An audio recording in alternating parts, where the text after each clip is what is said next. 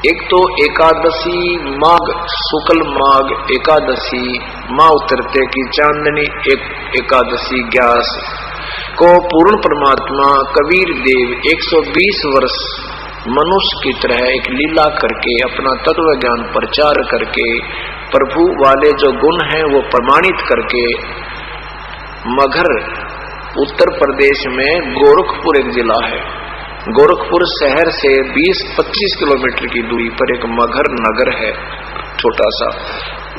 पहले वो जिला बस्ती में पड़ता था, अब उसी परमात्मा की महिमा के कारण वहां का उसका नाम कबीर नगर जिला रख दिया है, जिला कबीर नगर नाम रख दिया। पहले जिला बस्ती में पड़ता था उत्तर प्रदेश में। उस मगहर के अंदर परमात्मा ने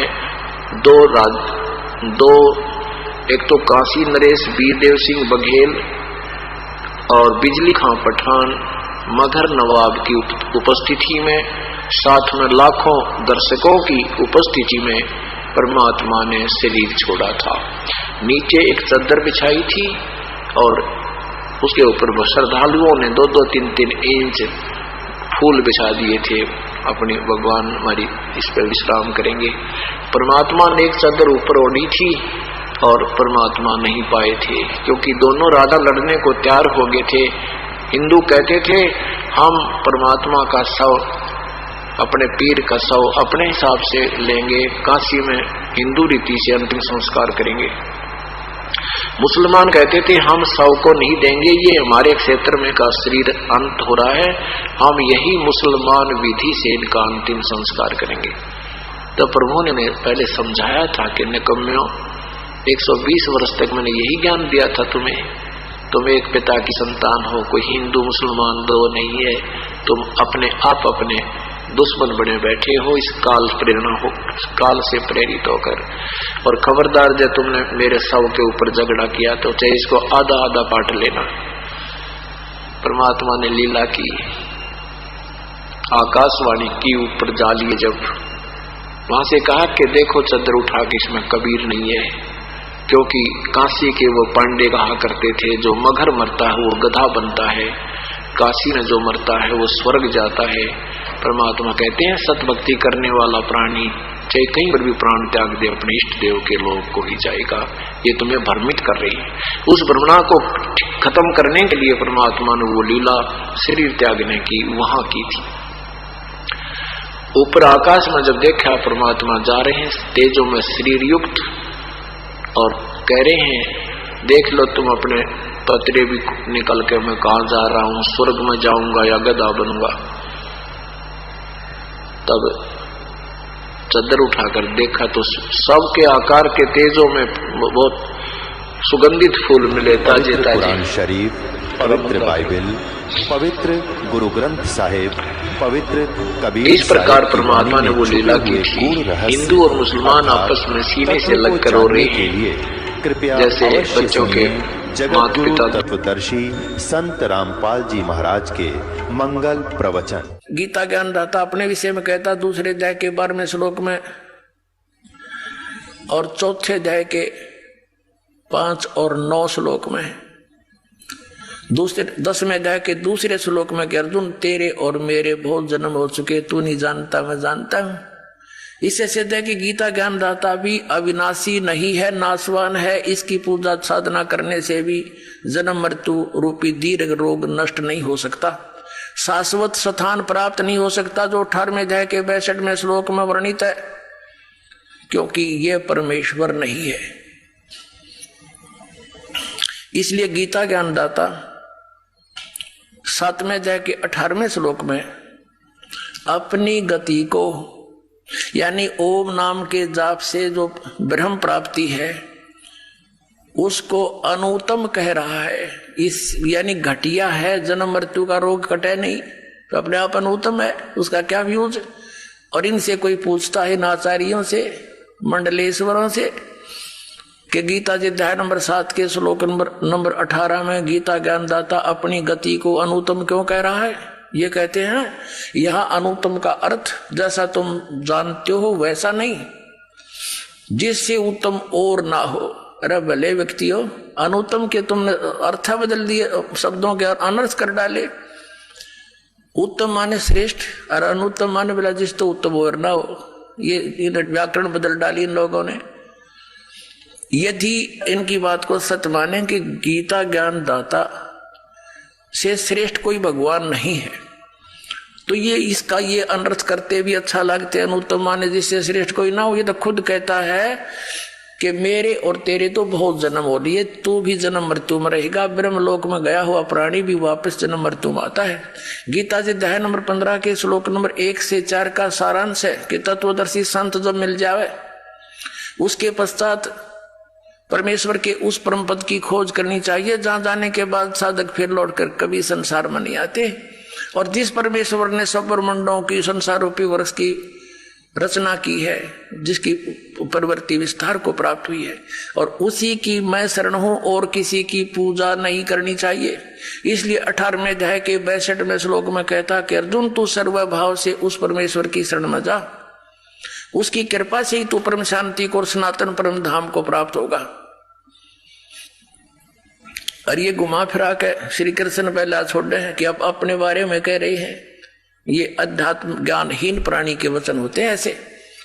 अब प्रश्न आ रहा है कि श्रीमद् भगवत गीता अध्याय नंबर 8 के श्लोक नंबर 8, 9, 10 में, और श्रीमद् भगवत गीता अध्याय नंबर 8 के श्लोक 3, 8, 9, 10 में उस परम अक्षर ब्रह्म के विषय में जो गीता ज्ञान दाता से सुप्रीम है, उसकी साधना के विषय में कहा कि उसकी भक्ति करेगा तो उसको प्राप्त होगा। उसका जाप की विधि मंत्र कौन सा है? 17वें अध्याय के 23वें श्लोक में बताया कि ओम तत्सत इति निर्देश है ब्रह्मणे तिर्विद्या समर्थ है।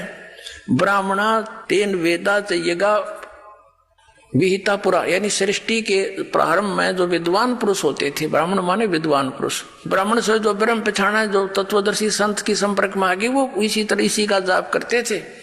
और ये संकेत छोड़ दिया कि ओम तो ये ब्रह्म का जाप है। गीता जी अध्याय नंबर 15 के श्लोक नंबर 16 और 17 में 3 पुरुष हैं, सरपुरुष, अक्षर पुरुष और परम अक्षर पुरुष। परम अक्षर ब्रह्म कहो तो इन तीनों के ही यहाँ जाप लिखे हैं। सरपुरुष का तो क्लियर लिख दिया ब्रह्म का, और अक्षर पुरुष यानी अक्षर ब्रह्म कहो, परम अक्षर पुरुष परम अक्षर ब्रह्म को। ये तत्व और सत्य ये सांकेतिक छोड़ दिए। गीता ज्ञान दाता को इनका पता ही नहीं, इसलिए कहता ये तो तत्वदर्शी संत बताओगे, उनसे पूछो।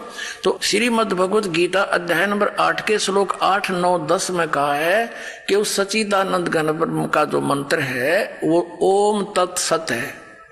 ओम तो ब्रह्म का, तत् सरपुरुष का, सरब्रह्म कहो, इसको सरपुरुष भी कहते हैं ब्रह्म को, जिसको आप ब्रह्म वेल नोन हो गया यो, बाकी ये सरब्रह्म है। और सरपुरुष भी इसी को कहते हैं, फिर अक्षर पुरुष और तीसरा परम अक्षर पुरुष। तो यहां बताया है कि इन तीनों मंत्रों की साधना से, मजदूरी से उस परम अक्षर ब्रह्म की प्राप्ति होगी।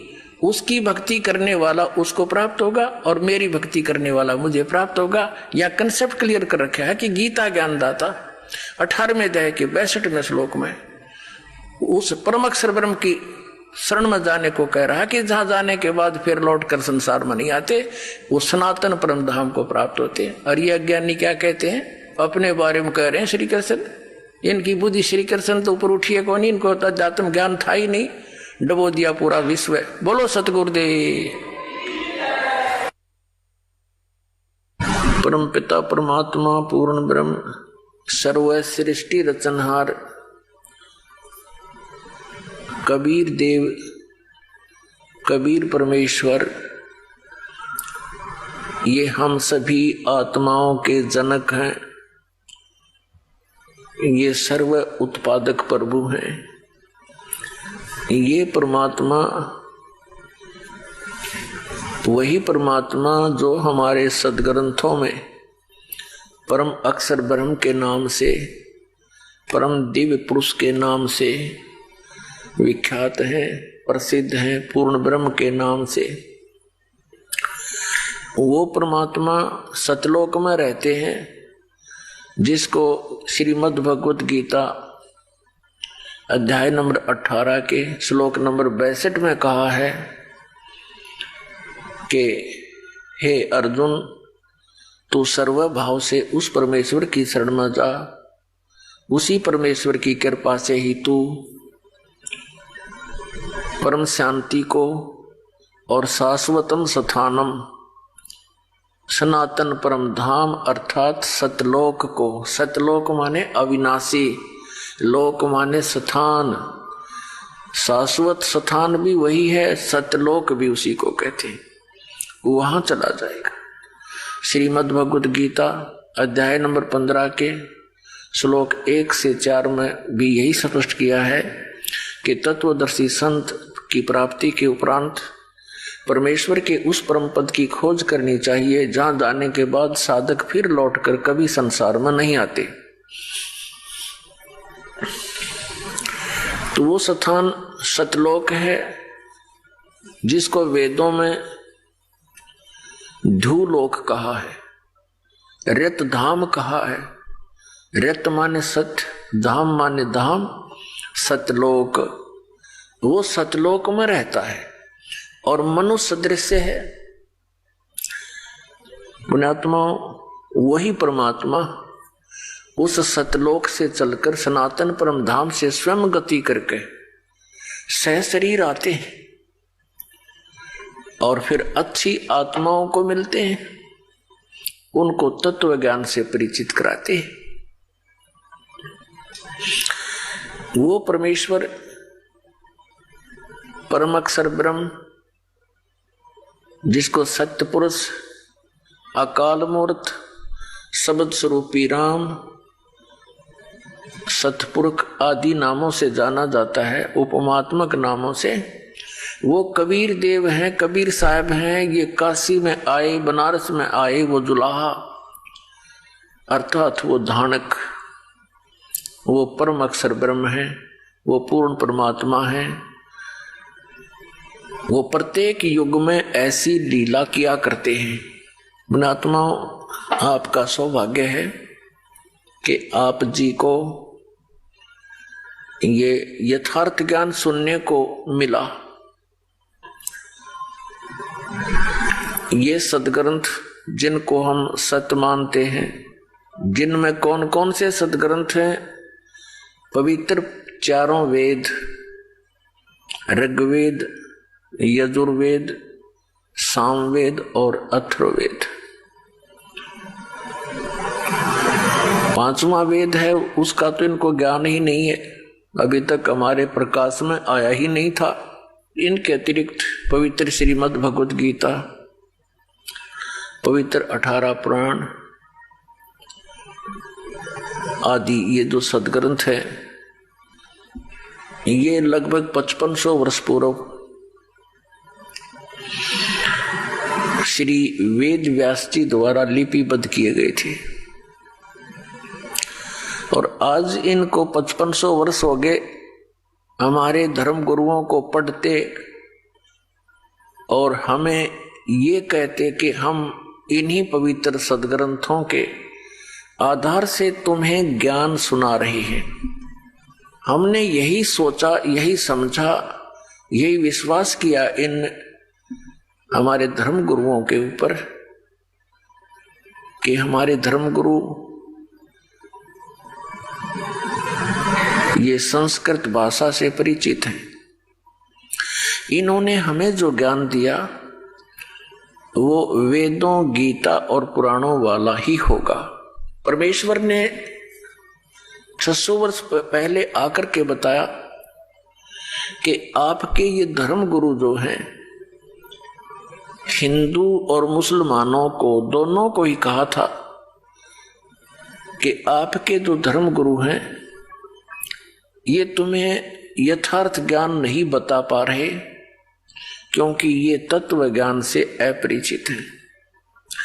तुम्हारे धर्म गुरु जिस समय परमेश्वर आए उस समय की बात है, यानी सन 1398 से सन 1518 तक 120 वर्ष परमेश्वर यहां रहे थे और फिर सह शरीर चले गए थे।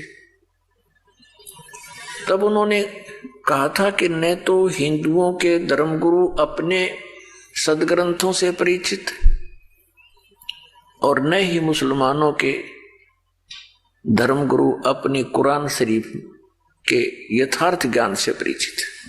परमात्मा ने जब ये सच्चाई कहनी प्रारंभ की तो उस समय के दोनों धर्मों के गुरुओं ने परमात्मा का बहुत विरोध किया और करवाया था जनता से, ये कहकर के ये क्या जाने कबीर जुलाहा अशिक्षित ये सदग्रंथों को कैसे जान सकता है, ये संस्कृत भाषा नहीं जानता है। तो पुण्यात्मा उस समय इनकी दाल गलगी, क्योंकि प्रत्येक प्राणी ये जानता था कि उस समय केवल संस्कृत भाषा के पढ़ने का अधिकार एक ब्राह्मण वर्ग को ही था। अन्य कोई भी प्राणी यानी प्रजाजन संस्कृत भाषा नहीं पढ़ सकते थे। और कबीर साहब तो एक जुलाहा वर्ण के अंदर, जुलाहा जाति के अंदर प्रकट थे, तो ये स्वप्न में भी नहीं सोचा जा सकता कि कबीर साहब संस्कृत भाषा को कभी इन्होंने पढ़ा होगा। और पुण्यात्माओं, परमात्मा की लीला अजीबोगरीब हुआ करती हैं।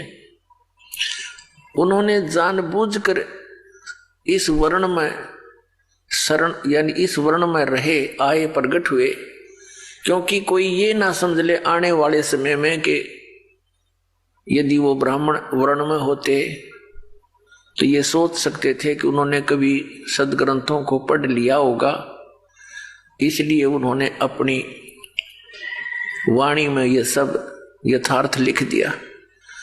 तो ये लीला थी परमात्मा की कि उस वर्ण में, जुलाहा वर्ण में, जो कि संस्कृत के निकट भी नहीं जा सकते, ब्राह्मणों से भी दूर 10 कदम दूर खड़े होकर बातें करते थे, शूद्र को निकट नहीं आने देते थे ब्राह्मण लोग। तो उस समय परमात्मा ने अपनी अमृत वाणी बोली थी कि ये ब्रह्मा विष्णु महेश ये तीनों नासवान हैं। पुण्यात्माओं, आज से 600 वर्ष पहले ये बात कोई कहे तो जनता से सिर फुड़वा दें ये नकली धर्मगुरु, ये नकली अज्ञानी जो स्वयं सदग्रंथों से अपरिचित, और परमात्मा ने सच्ची बताई तो उनका विरोध करवा दिया। ऐसा ही परमेश्वर के साथ किया गया था। बहुत बुरी यातनाएं दी गई थी, लेकिन वो समर्थ थे। कबीर परमेश्वर समर्थ हैं, उनका वो कुछ बिगाड़ नहीं सके। तो पुण्यात्माओं,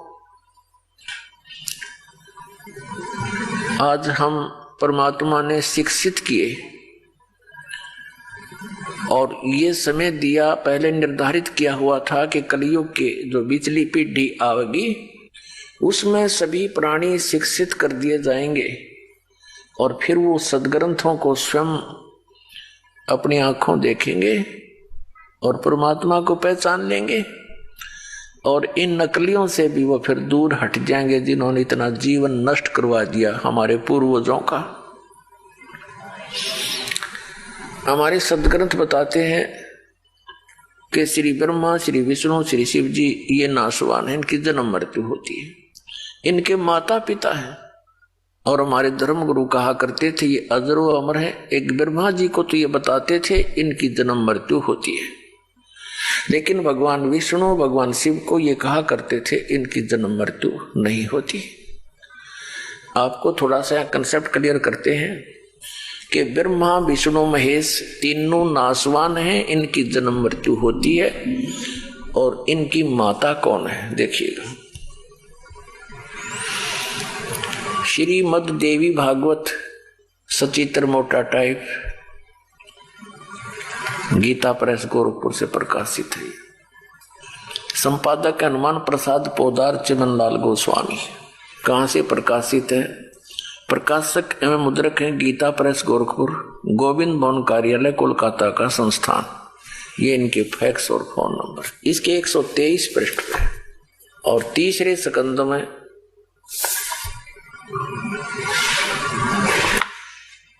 या 123 पृष्ठ पर भगवान विष्णु कह रहे हैं तुम शुद्ध स्वरूपा हो, ये सारा संसार तुम इसे उद्भासित हो रहा है। अपनी माता दुर्गा शक्ति की उपमा कर रहे हैं, महिमा कहते हुए, स्तुति करते हुए बोल रहे हैं, मैं ब्रह्मा और शंकर हम सभी तुम्हारी कृपा से विद्यमान हैं। हमारा आविर्भाव माने जन्म और तिरोभाव माने मृत्यु हुआ करता है। केवल तुम ही नित्य हो, जगत जननी हो, प्रकृति और सनातनी देवी हो। ये स्पष्ट कह रहे हैं भगवान विष्णु जी कि हमारा तो आविर्भाव माने जन्म, तिरोभाव माने मृत्यु हुआ करता है, केवल तुम ही नित्य हो। भगवान शंकर बोले, देवी यदि माँ बाग विष्णु तुम्ही से प्रकट हुए हैं तो उनके बाद उत्पन्न होने वाले ब्रह्मा भी तुम्हारे बालक हुए, फिर मैं तमोगुणी लीला करने वाला शंकर क्या तुम्हारी संतान नहीं हुआ? अर्थात मुझे भी उत्पन्न करने वाले तुम ही हो। शिवे संपूर्ण संसार की सृष्टि करने में तुम बड़ी चतुर हो। इस संसार की सृष्टि, स्थिति और संहार में तुम्हारे गुण सदा समर्थ हैं। उन्हीं तीनों गुणों से उत्पन्न हम ब्रह्मा, विष्णु एवं शंकर नियमानुसार कार्य में तत्पर रहते हैं। इस पवित्र पुराण ने श्री देवी भागवत ने यानी श्री देवी पुराण ने इन चंद पंक्तियों में ये 5 कंसेप्ट क्लियर कर दिए हैं। 5 पॉइंट स्पष्ट कर दिए। नंबर 1 कि ब्रह्मा विष्णु महेश की जन्म मृत्यु होती है, ये अविनाशी नहीं है। नंबर 2 दुर्गा इनकी माता है। और नंबर 3 दुर्गा को प्रकृति भी कहते हैं। और नंबर 4 ये होगा कि रजगुण ब्रह्मा, सतगुण विष्णु, तमगुण शिव जी है। और 5वां ये हो गया कि ये केवल नियमानुसार कार्य में ही तत्पर रहते हैं। ब्रह्मा विष्णु महेश केवल वर्क डन दे सकते हैं, आपके भाग्य में, प्रारब्ध में या किसी भी प्रकार का लाभ हानि कम और अधिक ये नहीं कर सकते। अपने आत्माओं, पवित्र हिंदू धर्म के प्रवर्तक आदि शंकराचार्य जी माने जाते हैं। और उन्होंने फिर 4 पीठ बनाई थी। प्रत्येक पीठ पर अपने सुयोग्य शिष्य, एक सुयोग्य शिष्य को उस पर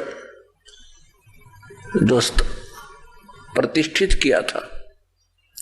उनके लिए फिर एक नियम बना दिया था, मठ आमनाए बोलते हैं उसको। वो पुस्तक विधान बनाकर इनको वो दे गए थे कि ऐसे तुम करते रहना। तो सर्वप्रथम हम आदि शंकराचार्य के विचारों को ही पढ़ें, वो क्या ज्ञान देकर गए हैं। पुण्यात्मा, उससे पहले सतयुग त्रेता द्वापर में अलग से कोई विधान नहीं था, कोई धर्म नहीं था, और सभी वेदों अनुसार ही साधना किया करते थे। कोई भी धार्मिक अनुष्ठान होते थे वो वेद मंत्रों से ही किया करते थे। और आदि शंकराचार्य जी ने हमें क्या ज्ञान दिया। पुण्यात्माओं, जो शंकराचार्य जी हुए हैं प्रथम,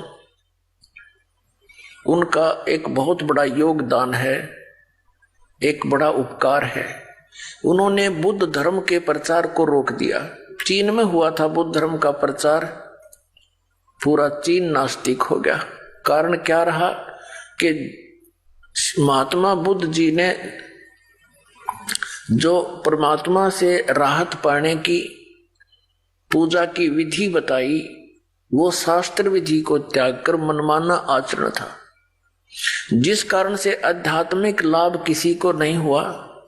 अंत में 1000, 2000, 4 या 2500, 3000 वर्ष तो हो चुके उस महात्मा बुद्ध के जन्म को, क्योंकि आदि शंकराचार्य से पहले उनका जन्म था। उस समय तो बुद्ध धर्म बहुत प्रचार यानी चरम सीमा पर था। तो उस समय से और अब तक बुद्ध धर्म के अनुयायियों को आध्यात्मिक लाभ नहीं हुआ, जिस कारण से वो नास्तिक हो गए कि अपना करो और खाओ, भगवान भगवान कुछ नहीं है। अब उस बुद्ध धर्म को रोकना एक बहुत बड़ा उपकार हमारे ऊपर रहा, लेकिन बात वहीं की वहीं रही, आसमान से गिरे खजूर में अटक गए। अब इन शंकराचार्य जी ने हमें क्या ज्ञान दिया, एक झलक दिखाते हैं। ये है सांकर पंचम। ये सांकर पंचम नामक एक पुस्तक है, और इसके रचन करने वाले कौन है? आदि शंकराचार्य विरचित पंच ग्रंथा नाम संग्रह, 5 ग्रंथ रचे गए, उनका संग्रह है। देखिएगा, ये है आदि शंकराचार्य, और ये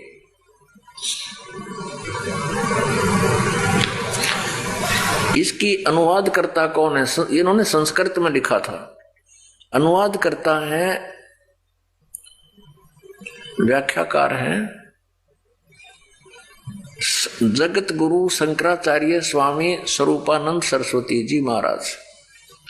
ये देखिएगा, सांकर पंचम, ये है अपरोक्ष अनुभूति, तत्वबोध, आत्मबोध, ये मणिरत्नमाला, भज गोविंद, ये इसके अंदर 5 ग्रंथ हैं। इसके अनुवादक हैं श्री मत परमहंस परिव्राजक आचार्य ज्योतिर्द्वारके और सांकर पीठ द्वाधीश्वर जगत गुरु शंकराचार्य श्री स्वरूपानंद जी सरस्वती स्वामी वर्या, शारदा पीठम प्रकाशन द्वारका। अब यहां से देखेंगे इसको। ये है शंकराचार्य विरचिता है, पंच ग्रंथानाम संग्रह, 5 ग्रंथों का संग्रह है। वो कौन कौन से हैं? अपरोक्ष अनुभूति, तत्वबोध, आत्मबोध और मणिरत्नमाला, भज गोविंद, ये 5 हैं। ये है ज्योतिष पीठाधीश्वर और द्वारका पीठाधीश्वर जगत गुरु शंकराचार्य श्री स्वरूपानंद सरस्वती जी स्वामी पाद है। परिणीतया, यानी इसने हिंदी टीका किया है शंकर सप्रया नाम से, इन 5 ग्रंथों का जो संस्कृत में वर्णित है। प्रकाशन है शारदा पीठ प्रकाशनम, द्वारका 361 335 जामनगर गुजरात, इनके कोड नंबर, ये दूरभाष नंबर। ये कहां से छपा है? Shri Mata computers private limited, ये मुद्रक है, 20/7/125 केदार घाट वाराणसी से। पहले इनका बताते हैं, देखिएगा। ये ज्ञान का स्वरूप बताया है पृष्ठ नंबर 10 पे। यहां क्या बताया है कि ज्ञान का स्वरूप, मैं सम शांत और सच्चिदानंद स्वरूप ब्रह्म हूं, असत स्वरूप मैं नहीं हूं, ब्रह्मो वाम अहम, वह ब्रह्म मैं ही हूं, अर्थात जीव ही ब्रह्म है, इनका ये विधान है। मैं स्वयं निराकार, निर्मल, अविनाशी, अवय और निर्विकार हूं। मैं दुखहीन, आभासहीन, विकल्पहीन, व्यापक और व्यापक हूं। देह मैं नहीं हूं। मैं सुखी, दुखी, संसारी, स्थूल, कृष्ण आदि समस्त अध्यायों से परे हूं। सर्व रोग रहित मैं निरामय, निराभास तथा व्यापक हूं। ठीक। अब 15 पर देखिएगा, इसके 15 पृष्ठ पर क्या कहा है? एवं देह आत्मा पुरुष ईश्वर है। इसका अर्थ इन्होंने क्या? मैं आत्म स्वरूप हूं, अर्थात पुरुष ही ईश्वर है। यहां थोड़ा सा घुमा गई ये, मैं आत्म स्वरूप ईश्वर है, मैं आत्म स्वरूप ईश्वर हूं, ये कहना था। मैं आत्म स्वरूप हूं, पुरुष ही ईश्वर है, यानी मैं ही ईश्वर हूं। इसका अर्थ यही है। इन्होंने थोड़ा घुमा दिया अनुवाद करते समय, कोई बात नहीं, आगे फिर देखते हैं। अब पृष्ठ 46 और 47 पर ले चलते हैं। ये देखिएगा, ये 45 पृष्ठ पे इसी ये साफ लिखा शंकर पंच के ये अपरोक्षानुभूति नामक ग्रंथ का अनुवाद यहां चल रहा है, इसके अंदर ही। इस पे क्या कहा कि मैं ब्रह्म ही हूं। ठीक हो गया। फिर यहां लिखा है 46 पे, अहम ब्रह्मास्मि, मैं ब्रह्म ही हूं।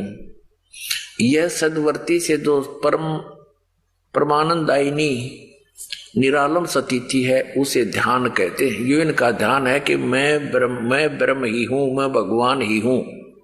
अब आते हैं 71-72 पे। ये प्रश्न नंबर 71 पर आत्मबोध नामक ग्रंथ है, इसका अनुवाद किया है।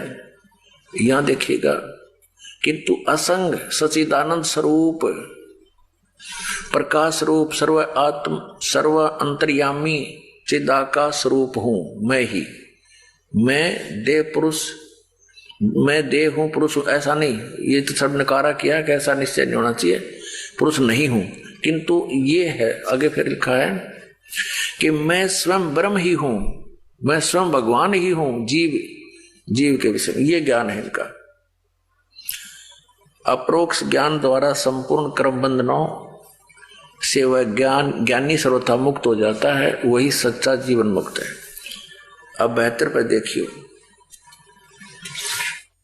ये 72 पृष्ठ है आत्मबोध का, शंकर पंचकम। इसमें क्या लिखा है कि मैं ब्रह्म ही हूं, ऐसे निष्ठात्मक ज्ञान द्वारा संचित कर्म नष्ट हो जाते हैं। अच्छा, ये तो इसने बता दिया कि मैं ही ब्रह्म हूं, जीव ही परमात्मा है। इसे सिद्ध हो गया कि वह ईश्वर मैं ही हूं, यानी जीव ही परमात्मा है। इनका ये विधान है।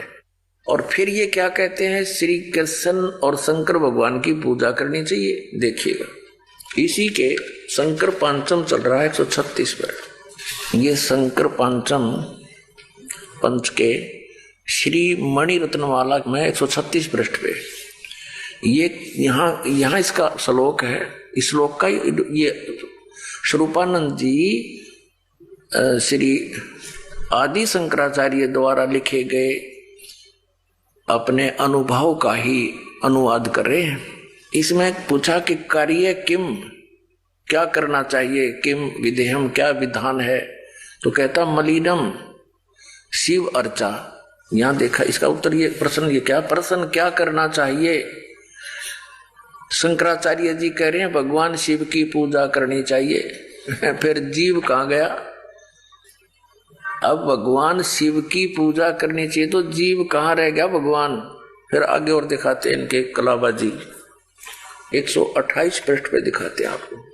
ये देखिएगा, ये 127 पृष्ठ पे 10वां श्लोक है, ये श्री मणि रत्नमाला का, उसी शंकर पंचके में, पंचंक में। यहां ये संस्कृत है, कार्य मया का, मेरा कार्य क्या है, शिव विष्णु भक्ति, ये संस्कृत है। यहां अनुवाद किया श्री स्वरूपानंद जी ने।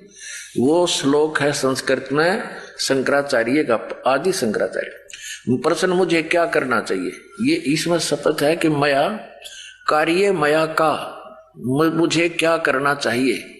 इसमें लिखा शिव विष्णु भक्ति, बस यह करनी चाहिए। देखो इसका अनुवाद इन्होंने कहा है, प्रश्न मुझे क्या करना चाहिए, 128 पृष्ठ पे है ये।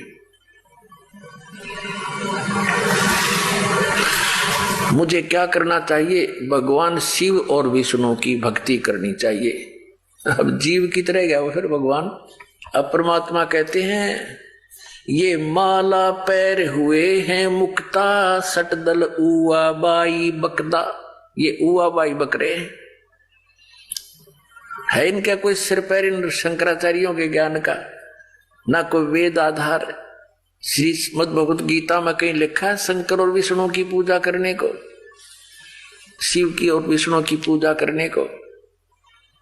तो श्रीमद् भगवत गीता अध्याय नंबर 16 के श्लोक 23-24 में कहा कि अर्जुन, जो शास्त्र विधि को त्याग कर मनमाना आचरण करते हैं उनको न तो सुख होता न उनकी गति होती न कोई सिद्धि प्राप्ति होती, अर्थात यूजलेस, व्यर्थ।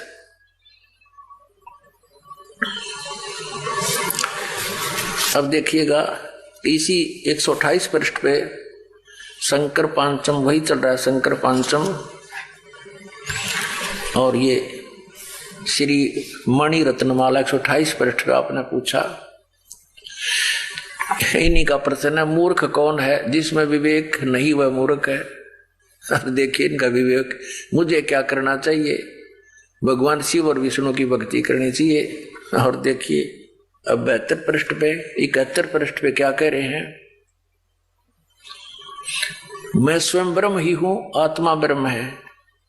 मैं फिर 72 पे कह रहे हैं, मैं ब्रह्म ही हूं, ऐसे निश्चयात्मक ज्ञान द्वारा संचित कर्म नष्ट हो जाते हैं। अपने आप को न सोच ले मैं ब्रह्म हूं, बस मैं भगवान हूं। फिर शंकर भगवान की पूजा किस लिए करनी जरूरत? इससे तो सारा काम बड़ी ज्ञानियों कहण मात्रते हैं, सोचन मात्रते हैं कि मैं भगवान हूं। फिर भगवान शिव और विष्णु की पूजा की क्या आवश्यकता रहेगी? तो आप निर्णय कर लेना मूर्ख कौन है। ये देखिएगा इसकी भूमिका के अंदर क्या लिखा है, इस शंकर पांचम भूमिका, इसमें क्या लिखा है, इसके हम चलते हैं प्रश्न नंबर 14 पे। ये देखिएगा इसमें क्या बताया है, आपने जिन विषयों पर अधिक बल दिया है, भूमिका बनाता है अनुवादकर्ता। अनुवादकर्ता श्री स्वरूपानंद जी हैं, शंकराचार्य 2 पीठों के पीठाधीश्वर। और ये कह रहे हैं कि इस अनुवाद जो मैं करने जा रहा हूं इसका, तो इसमें लिखा है कि उसमें इस 5 इकट्ठे किए हुए ग्रंथों में उन्होंने क्या विशेष ज्ञान दिया है। देखिएगा ये प्रश्न नंबर 14 पे, आपने जिन विषयों पर अधिक बल दिया उनमें सत्संगति, गीता पाठ, श्री शंकराचार्य के बारे में लिखा है। और भगवान विष्णु शिव व श्री कृष्ण की भक्ति, गंगा जल का पीना पान आदि आदि इनके ये मुख्य आत्मज्ञान की आवश्यकता आदि पर रेखांकित किया।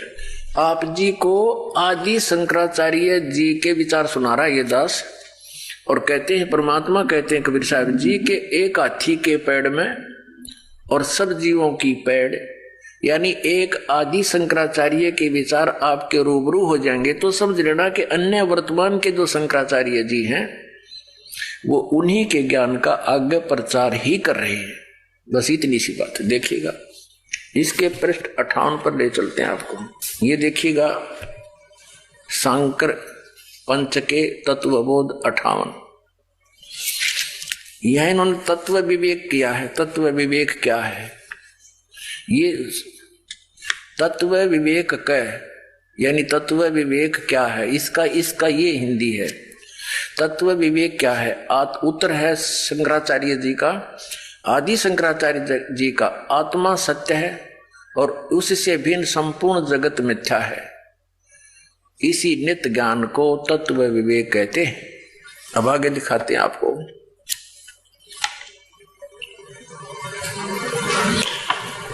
इसके 99 पृष्ठ पर ले चलते हैं। ये 99 पृष्ठ पर देखिएगा, 99 पृष्ठ पर दुख, राग, द्वेष, भय और उद्वेग आदि मन के धर्म है, मेरे नहीं है। जब मैं मन वाला ही नहीं हूं तो भला मेरे साथ दुख आदि विकारों का संबंध ही क्या हो सकता है? श्रुति ने आत्मा को प्राण से रहित, मन से रहित एवं शुद्ध रूप में प्रतिपादित किया है। ये देखिएगा इसी शंकर पांचम के पृष्ठ नंबर 77 पे क्या कहा है कि जैसे पूर्णिमा का चंद्रमा सरोवर में दिखलाई पड़ता है, उसी प्रकार शुद्ध अंतःकरण में आत्मा का दर्शन होता है।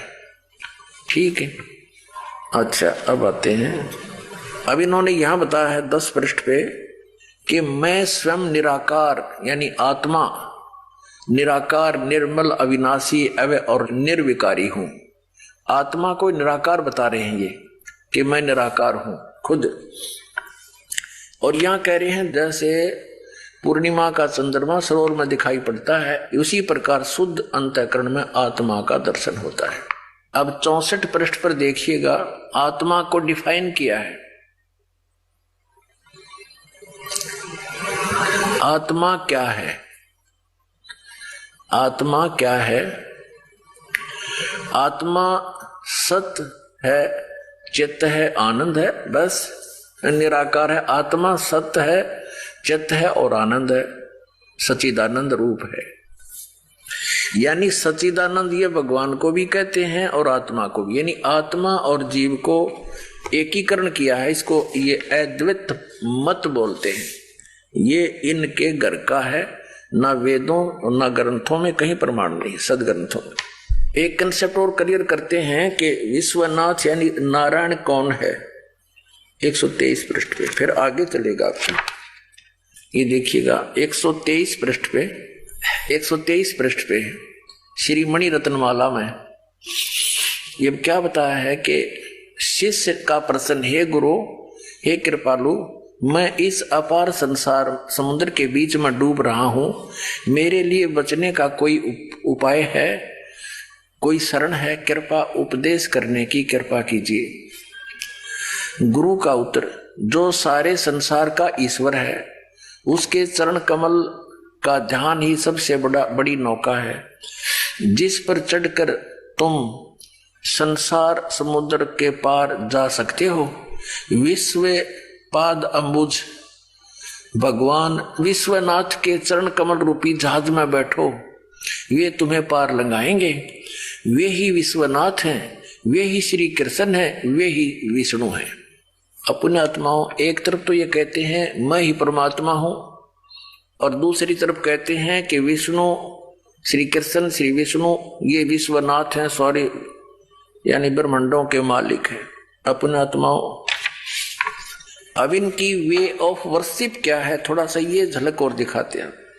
पुण्यात्माओं, परमात्मा का पाना और भक्ति करना इतना सिंपल है, बहुत ही आसान, पर यह विश्वास होना कि हम जो कर रहे हैं ये सत्य है और शास्त्र अनुकूल है, तो फिर संशय नहीं रहेगी। तो दास का जो प्रयत्न है, आपके ऊपर जो ये अज्ञान का इन पोचा मार रखा है, यो रेगमार लगा रहा है दास के आपके ऊपर से, वो पुराना रंग हटे ताकि नया ओरिजिनल पेंट और दृढ़ता के साथ आपके ऊपर वो पेंट हो जाए। तो सत्य ज्ञान आपको दास साथ साथ सुना रहा है, और इस अज्ञान को हटाने के लिए सदग्रंथ दिखा करके, इनके द्वारा लिखे हुए अनुभव दिखा करके वो रेग मार लगा रहा है। पुण्यात्माओं, अनजान पने में, भोलेपन में बहुत से श्रद्धालु कहते हैं कि रामपाल दास तो अन्य संतों की आलोचना करते हैं। पुण्यात्माओं, आलोचना वो होती है जो झूठी बकवाद करे, निराधार बातें कहे। अब जैसे इन महापुरुषों ने जो लिख रखा है आपको पढ़कर सुना रहा है, हमारे सदग्रंथों में जो लिखा है वो आपके रूबरू कर रहा है, तो इससे आपको सत्य और असत्य का ज्ञान आसानी से हो जाएगा। जैसे एक समय किसी ने नकली नोट छाप लिए थे, हजार के, 500 के, तो सरकार ने क्या किया था, डुप्लीकेट और ओरिजिनल दोनों साथ साथ रख के दिखा दिए थे, टीवी के माध्यम से, समाचार पत्रों के माध्यम से, कि ओरिजिनल ऐसा होता है, डुप्लीकेट ऐसा होता है। तो क्या सरकार आलोचना कर रही थी? एक महापरोपकार कर दिया ना, लाखों लोग ठगे जाते। उनका ईसाई गरीब व्यक्ति के पास 10-20 हजार रुपये होते हैं, वो नकली होते, तो वो तो रो रो कर टक्कर मारता। तो पुण्यात्माओं, आप जो ठगे जा रहे हो, आपकी तो कीमत ही नहीं लगाई जा सकती। मनुष्य जीवन के एक श्वास की कीमत ऐसी बताई है कि 3 लोग भी एक तरफ रख दे तो भी सस्ते हैं ये, और एक श्वास महंगा है मनुष्य का। इन्होंने कितना बर्बाद कर दिया, हमारे पीढ़ी की पीढ़ियां का नाश कर दिया। शास्त्र विधि विरुद्ध ज्ञान देकर उनको भूत प्रेत बनवा दिया और फिर उड़ने पे श्राद्ध निकलवा कर फिर आगे रोजगार चला लिया। तो ये दास एक महापरोपकार कर रहा है और बुद्धिमान समाज है, शिक्षित सभी मानव है, बहुत आसानी से अब ग्रहण हो रहा है। अगर 150 वर्ष पहले ये कोई शब्द बोल देता तो उद्मस्त करवा देते, ये नकली धर्मगुरु, ये डुप्लीकेट ज्ञान वाले। तो पुण्यात्माओं, आपका सौभाग्य है कि आप तक सच्चाई पहुंच रही है हमारे सदग्रंथों की। अब आपके समक्ष इनकी वे ऑफ वर्शिप दिखाते हैं। आदि शंकराचार्य जी ने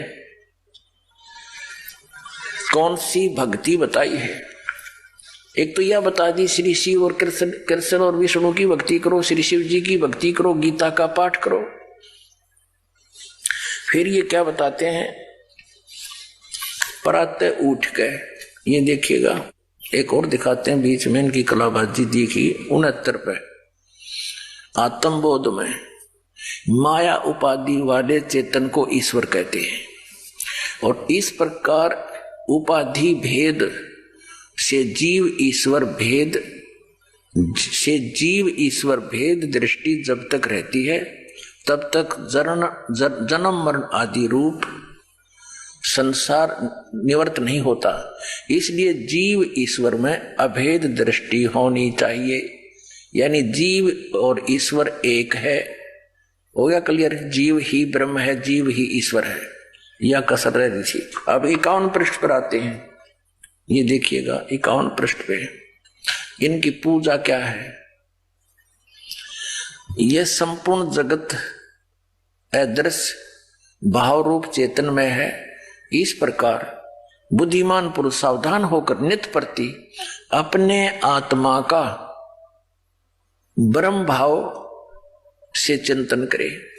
अब क्या है इनका स्मरण कि अपनी आत्मा को ही परमात्मा जान के इसका ध्यान करे। ठीक। अब फिर इन्होंने और भक्ति विधि बताई है 47 पृष्ठ पे। 47 पृष्ठ पर भक्ति विधि बताई है। इस चित्त को सभी ओर से खींचकर निर्विशेष आत्मा रूप में प्रतिष्ठित कर देने को समाधि कहते हैं। बस अपने चित्त को खींच के आत्म स्वरूप में प्रतिष्ठित कर ले कि मैं ही भगवान हूं, नो मान ले, यह समाधि होगी इनकी। इनका कहने का तात्पर्य यह है कि यदि किसी पर कोई दुख रोग आदि का आक्रमण हो तो ये मान ले कि मैं शरीर नहीं हूं, ये दुख मुझे नहीं हो रहा, मैं तो आत्मा हूं। बताया कोई बात हो इनकी? पुण्यात्मा, एक समय ये दास यहां हरियाणा के अंदर एक गांव है पिंडारा, और उस पिंडारा गांव के ऊपर एक तीर्थ है इनका, जहां अमावस्या के दिन स्नान करते हैं लोग। तो वहां एक 2 घीसापंथी आश्रम है, 2 संतों के।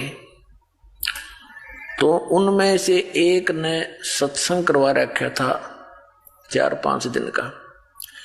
तो वहां बुला रखे थे कई साधु प्रवक्ता, प्रवचन करता। उनमें से एक था ये सरस्वती, यानी ये आदि शंकराचार्यों का चेला। वो यही कह रहा था रह के कि आत्मा ही परमात्मा है, जीव को भ्रम हो गया है कि तू शरीर है, तू देह है, इसलिए ये दुखी है। आइए अब हम उन श्रद्धालुओं के अनुभव जानते हैं जो जगत गुरु तत्वदर्शी संत रामपाल जी महाराज जी से दीक्षा प्राप्त कर चुके हैं तथा उनके द्वारा बताए गए भक्ति मार्ग पर चल रहे हैं। नमस्कार जी। सत साहेब। क्या नाम है बहन जी आपका? ममता शर्मा। बहन जी आप कहाँ से हैं? दिल्ली घोंडा।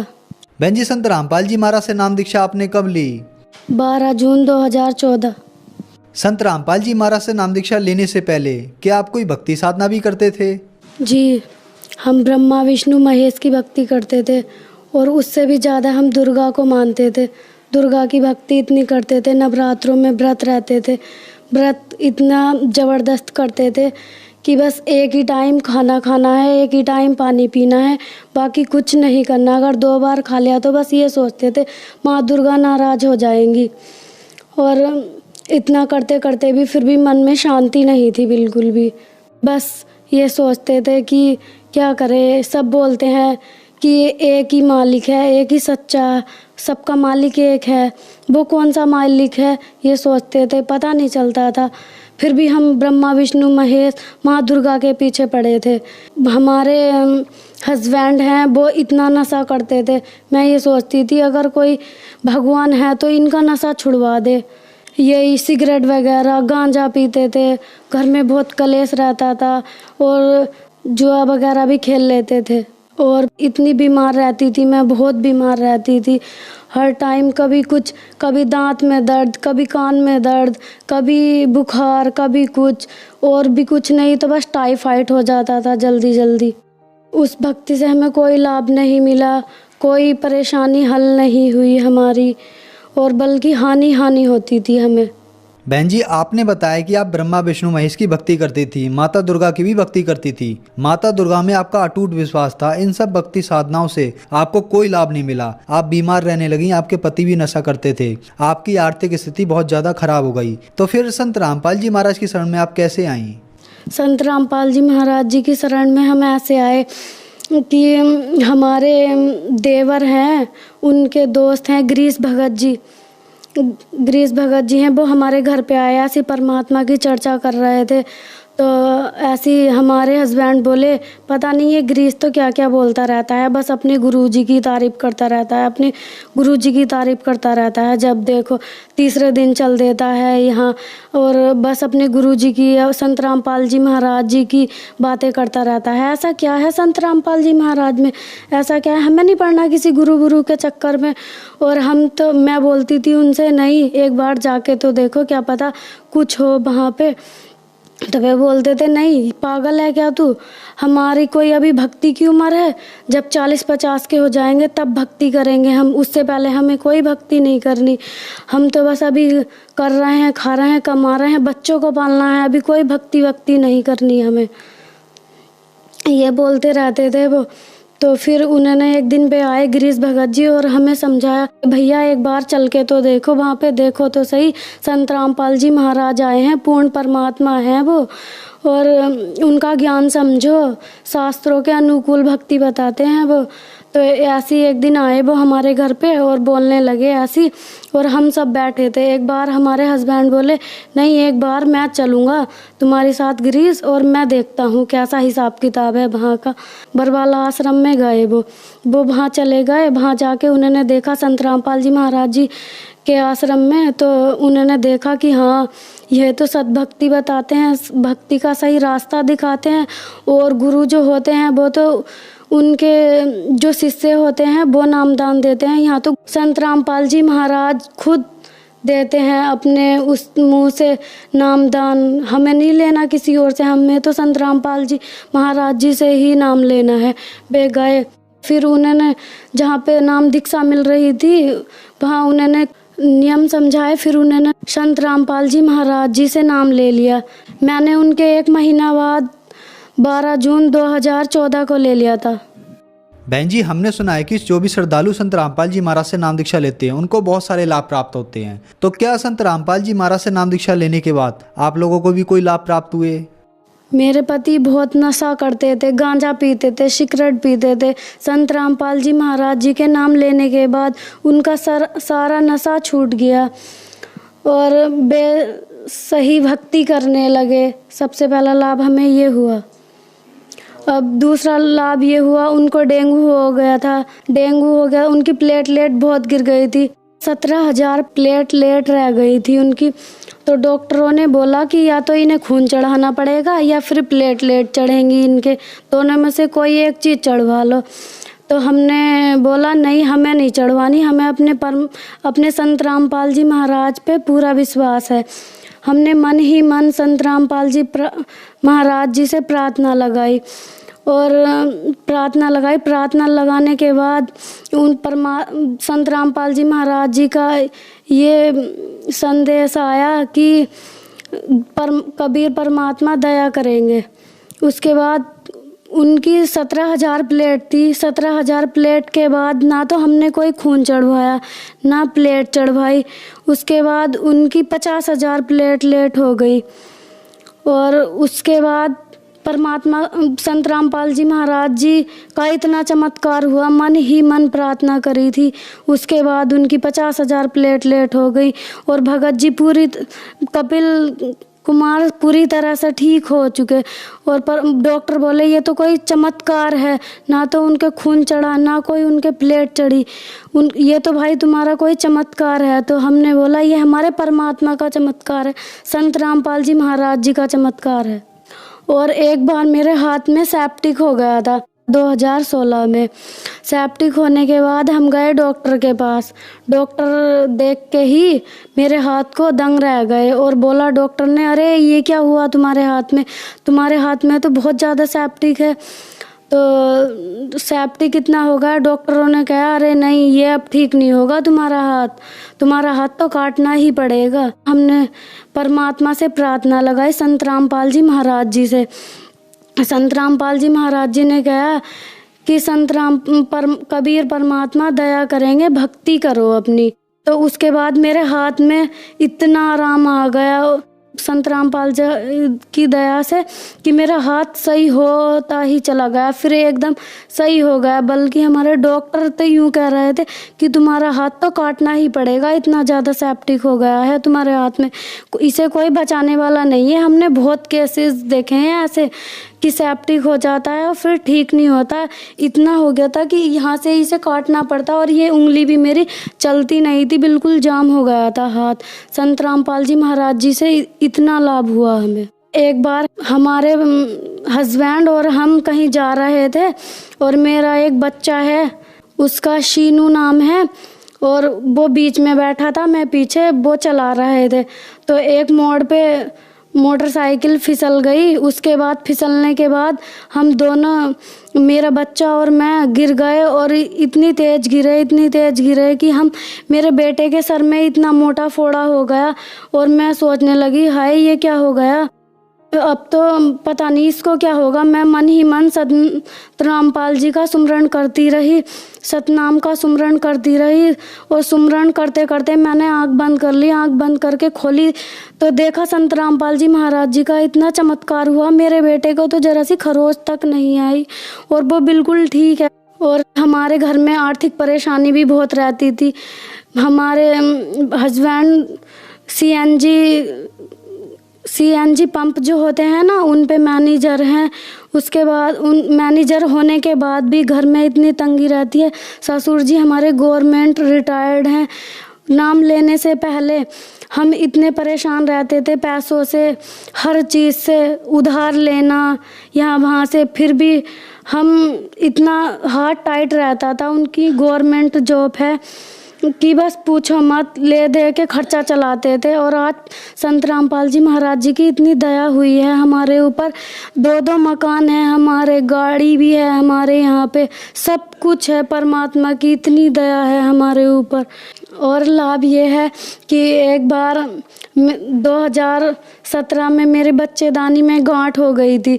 मेरे 106 mm की गांठ थी, उस दर्द होता था मेरे बहुत। डॉक्टरों ने मेरा अल्ट्रासाउंड करवाया। अल्ट्रासाउंड करवाने के बाद कहा कि इसका तो ऑपरेशन ही होएगा, ऑपरेशन के बिना निकल ही नहीं सकती किसी भी हालत में। तो हमने कहा ऑपरेशन होएगा, अभी तो मेरा छोटा सा बच्चा है, अभी तो मेरा एक ऑपरेशन हो चुका है पहले ही, और अब दूसरा ऑपरेशन होएगा, कैसे करूँगी मैं, इतनी सी उम्र है मेरी छोटी सी। तो डॉक्टरों ने कहा कि देख लो ऑपरेशन तो होना पक्का है इसमें। तो हमने कहा नहीं, ऑपरेशन नहीं करवाना, हमें अपने परमात्मा पे पूरा विश्वास है। हमने संत रामपाल जी महाराज जी से प्रार्थना लगाई और प्रार्थना लगाने के बाद संत रामपाल जी महाराज जी ने कहा सही भक्ति करो बच्चे, सही भक्ति करो। उसके बाद हम भक्ति करते रहे और डॉक्टरों को दिखाया, ऐसी नॉर्मल सी ऐसी एक छोटी सी शीशी दे दी थी उन्होंने पीने की देसी दवाई, उससे ही ठीक हो गई। और संत रामपाल जी महाराज जी का इतना बड़ा चमत्कार हुआ। दूसरे डॉक्टरों को दिखाया तो उसने कहा 106 mm की गांठ थी। डॉक्टरों ने कहा ये कैसा चमत्कार है, हम नहीं मान सकते इसे, तुम दोबारा अल्ट्रासाउंड करवाओ। दोबारा अल्ट्रासाउंड करवाया तो उसमें मेरी रिपोर्ट बिल्कुल एकदम नॉर्मल आई। और रिपोर्ट भी ऐसी है, हमारे यहाँ यमुना विहार में बैठते हैं डॉक्टर सोमानी, जो कोई उनकी रिपोर्ट नकार नहीं सकता। और 106 mm की गांठ थी, वो संत रामपाल जी महाराज जी के भक्ति करने से ही बिना ऑपरेशन के 106 mm की गांठ बिल्कुल सही हो गई हमारी। और उसके बाद मेरा दूसरा बेटा भी हुआ, जबकि डॉक्टर यूँ कह रहे थे कि गांठ घुलने के बाद इतना बड़ा चमत्कार है कि बच्चा तो हो ही नहीं सकता। डॉक्टर बार बार पूछ रहे थे हमसे कि तुमने चेक करा है प्रेग्नेंट हो या नहीं। हमने कहा हाँ हमने चेक कराया। फिर डॉक्टर ने अपनी तसल्ली के लिए अपना रिपोर्ट करी, तब कहा अरे ये तो बहुत बड़ा चमत्कार है, ऐसा तो हो ही नहीं सकता 106 mm की गांठ ऐसे घुल जाए, ऐसा नहीं हो सकता, बिना ऑपरेशन के ठीक हो ही नहीं सकती। तो हमने कहा कि संत रामपाल जी महाराज जी की सच्ची भक्ति करने से तो सब कुछ हो सकता है। जो मुर्दे को जिंदा कर सकते हैं वो एक गांठ को नहीं घोल सकते। गांठ तो बहुत नॉर्मल सी चीज़ है, ये तो सुख ऐसे ही मिल जाते हैं उनकी भक्ति करने से, संत रामपाल जी महाराज जी की। और मेरा दूसरा बेटा भी हुआ, वो आज 1.5 साल का है और दोनों बेटे मेरे सही हैं, एकदम स्वस्थ हैं। संत रामपाल जी महाराज जी की कृपा से आज हमारा परिवार बहुत सुखी है। सब हमारी जॉइंट फैमिली है, सब एक दूसरे से मिल के रहते हैं, भक्ति करते हैं और परमात्मा की, संत रामपाल जी महाराज जी की चर्चा करते हैं। बहन जी, संत रामपाल जी महाराज से नाम दीक्षा लेने के बाद आपको बहुत अद्भुत चमत्कार हुए, तो जो श्रद्धालु आज आपको देख रहे हैं आप उन्हें क्या संदेश देना चाहेंगी? संदेश तो क्या, बस मैं अपने भाई बहनों से प्रार्थना करना चाहूँगी कि वो संत रामपाल जी महाराज जी की का ज्ञान समझें और उनसे नाम दीक्षा लें और अपना मोक्ष कराएं। धन्यवाद जी। सत साहिब।